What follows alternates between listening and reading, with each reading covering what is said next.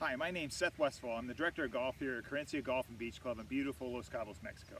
Today I wanted to talk to you a little bit about slopes. And I'm talking about ball above your feet or ball below your feet.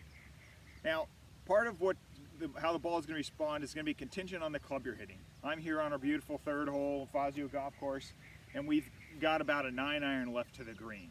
And so a 9-iron has a lot of loft on it. There's a lot of angle here. And because of that, that creates backspin and it causes the ball to go up. Now, that's perfectly fine and expected. That's exactly what we want a 9-iron to do. But keep in mind, that's assuming that the club is flat on the ground. As soon as we angle that club up or down, all of a sudden we're creating, we could call it side spin. It's actually not side spin, but we're going to call it side spin. We're creating a spin that's going to take the ball sideways instead of up. So flat, and the ball will go up. And if the toe is up, the ball will go left for a right-handed player. And the toe is down, ball will go right.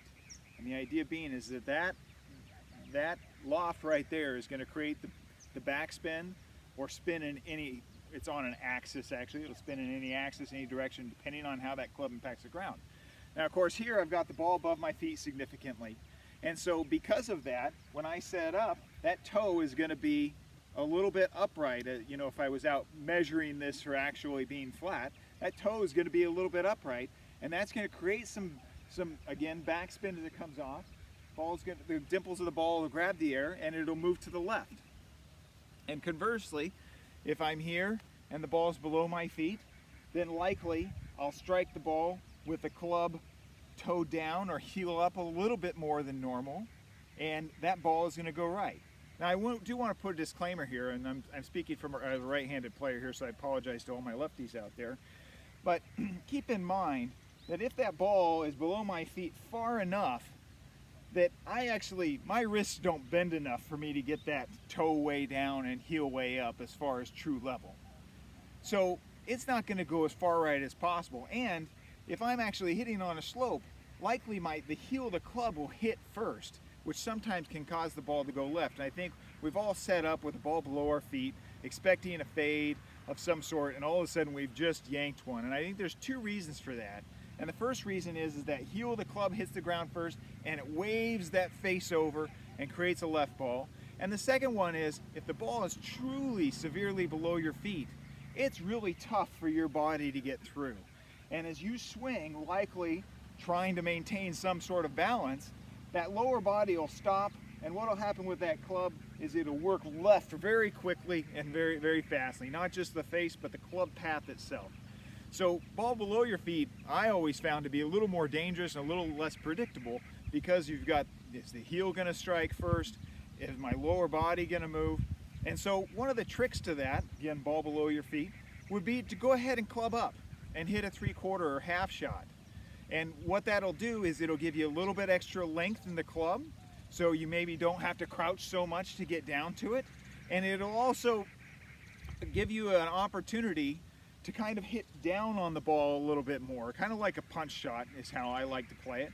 And that gives me a little more feeling of control. I actually personally choose one way or the other, whether I'm going to hit a fade or a draw, and I force it off of these lies, so I'm not surprised by anything. Not that I'm never surprised, but the idea is that I'm not surprised by everything. And conversely, a ball above your feet, same thing. In order to make a more natural swing, you know, as it gets further and further above your feet, all of a sudden we're playing baseball, which I was never terribly good at. So the ball above my feet, what I'm going to do is I'm generally going to club up a little bit, and then I'm going to choke down or choke up on the club. I'm going to have some of the butt of the club sticking out behind my my backhand here. And the idea being there is that by reducing the length of the club, I actually create a situation where I can be more on my normal swing plane. Now keep in mind, the ball is going to come out, it's going to travel further, and it's going to have less spin. But again, when we talk about that loft on the club and we put that toe up, and we're talking about the ball going left because of that, again, I'm a right-handed player, but ball going left because of that, the less loft I have, the less far left it'll go. So off of this particular lie, I would hit this 9-iron, and I would expect it to move about 12 yards from right to left, which is significant. You know, it's 12 yards. I'm aiming at the right edge of green to get to a back left pin. if I'm hitting a 3-iron off the same type of lie, it's only going to move about 5 or 6 yards. So by getting a club with less loft, you can actually mitigate some of the movement. And again, you're already choking up because the ball is significantly above your feet. And so you can kind of play with that. Now, obviously this is something that you need to practice and spend a little time on. There's some areas on our practice area to the sides that you can go to get a ball above your feet, ball below your feet. It's a really nice thing. And but I admonish you to go find a place that gives you that opportunity and work on some of this. Now, this is obviously a nuance, but if you want to start hitting some more greens and getting a little closer to the pin, and you're playing, our beautiful Fazio course here has a lot of undulation in the fairways, you've got to be able to think through some of these things.